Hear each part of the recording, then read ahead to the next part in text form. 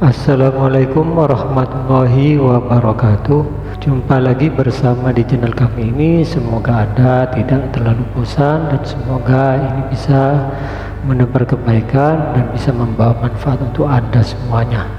Baiklah sobat yang dirahmati Allah, kalau Anda seorang pria yang berusia di atas 50 tahun atau 60 tahun lebih dan masih masturbasi, saya mau tanya sesuatu.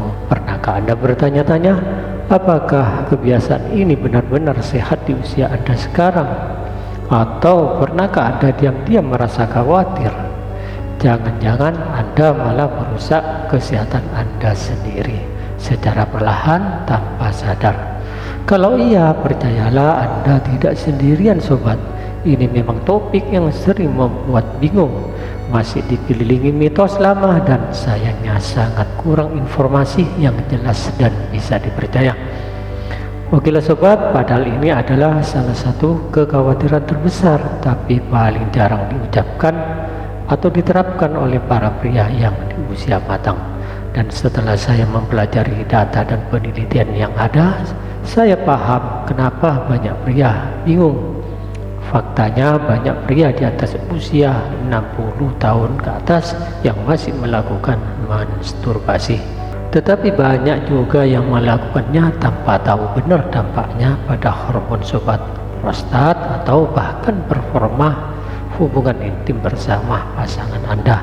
Dan karena itu hari ini saya ingin kita bicarakan terus terang berdasarkan ilmu pengetahuan yang terbaru.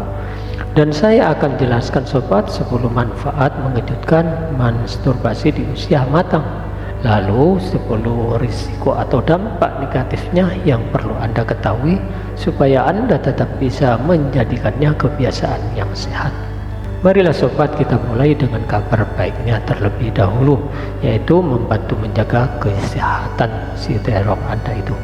Ketika terong Anda itu ereksi, aliran darah tentu akan masuk ke jaringan spons yang disebut corpora cavernosa. Anggap saja seperti olahraga ringan khusus terong Anda. Dan aliran darah rutin ini membantu menjaga elastisitas jaringan. Dan yang penting agar Anda tetap bisa ereksi dengan keras sering bertambahnya usia. Nah sobat, baik untuk kesehatan prostat, ini poin besar sekali. Beberapa penelitian besar termasuk riset penting dari University of Harvard menemukan hubungan antara sering ejakulasi dengan risiko kanker prostat yang jauh lebih rendah. Dan ini alasannya sobat, ejakulasi rutin membantu membersihkan zat-zat sisa atau racun dari saluran prostat dan menguatkan otot dasar panggul saat organisme otot dasar panggul seperti otot pubosegeus ikut berkontraksi. Otot ini penting untuk ereksi sobat, kontrol ejakulasi dan mencegah masalah inkontinensia urin atau ngopol yang sering muncul seiring usia Anda. Nah sobat, mengurangi hormon stres kortisol. Di zaman serba stres ini, orgasme bisa menurunkan kadar kortisol.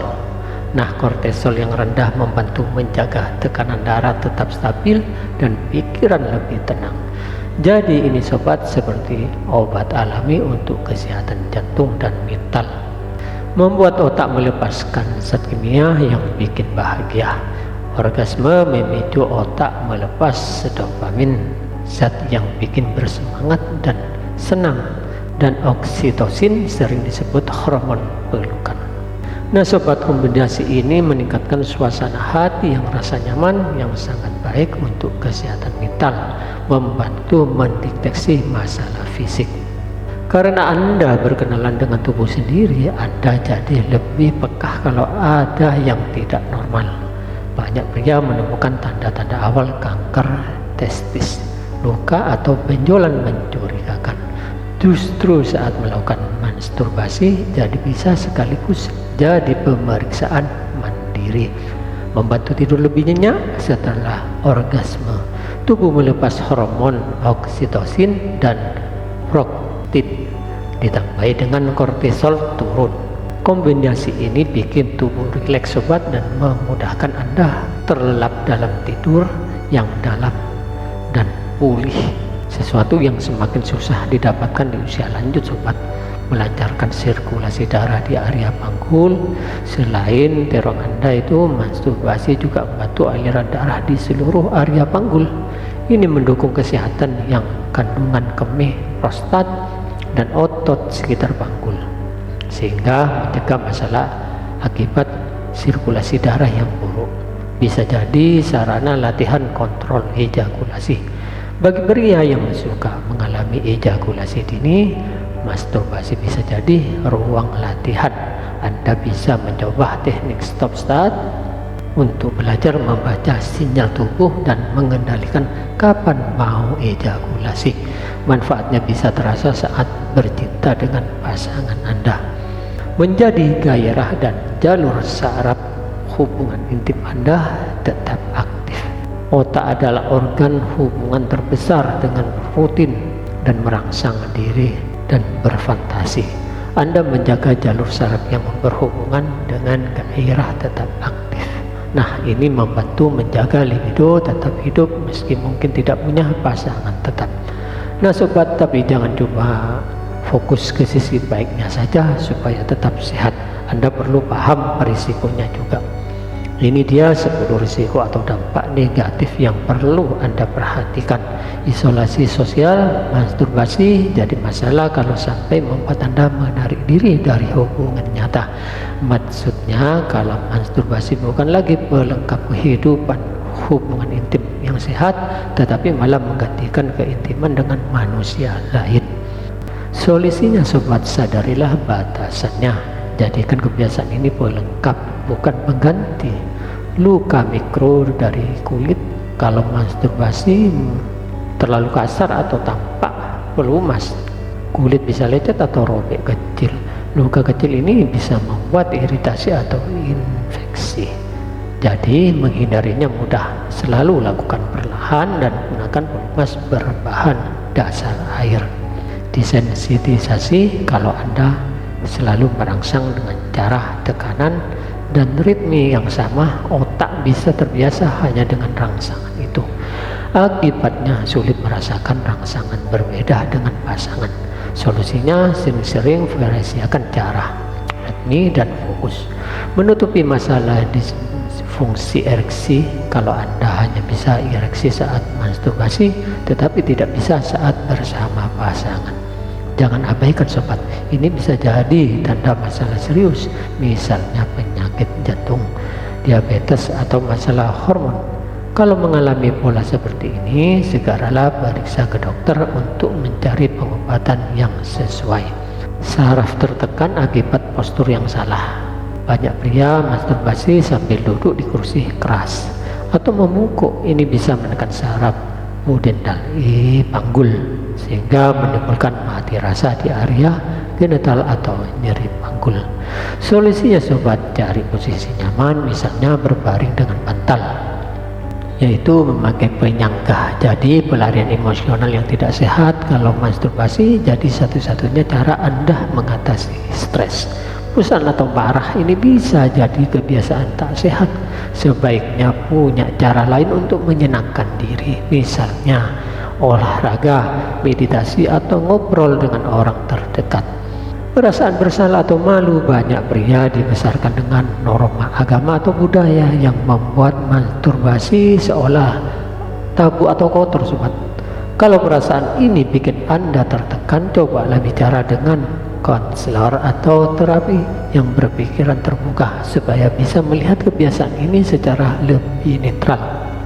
Kongesti atau panggul kalau terlalu sering ejakulasi, misalnya berkali-kali dalam sehari dalam waktu lama, bisa memicu rasa berat atau nyeri di testis atau panggul. Nah, solusinya sederhana. Dengarkan tubuh Anda, praktikkan dengan wajar. Kualitas sperma bisa turun sementara.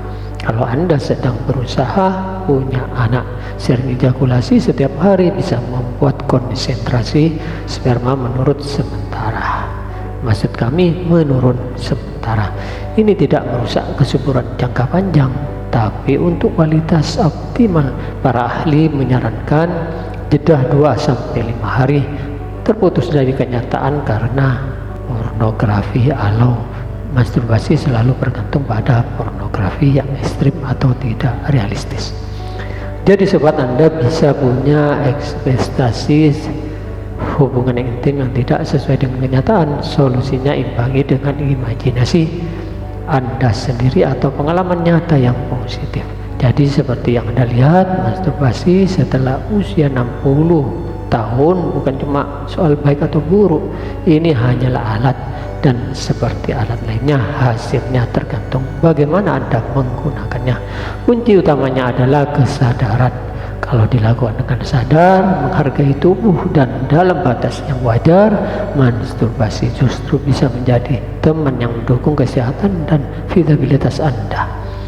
Saya harap obrolan ini bermanfaat, dan saya sungguh penasaran poin mana yang paling membuat Anda terkejut hari ini.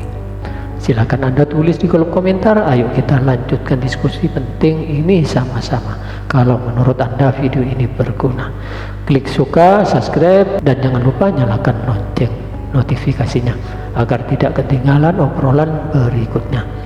Tetap sehat, jaga diri baik-baik, dan jangan lupa dukunglah terus video kami ini. Demikianlah sobat yang bisa kami sampaikan. Semoga ini bermanfaat dan berguna untuk Anda. Akhir kalam, sampai jumpa di video berikutnya. Wassalamualaikum warahmatullahi wabarakatuh.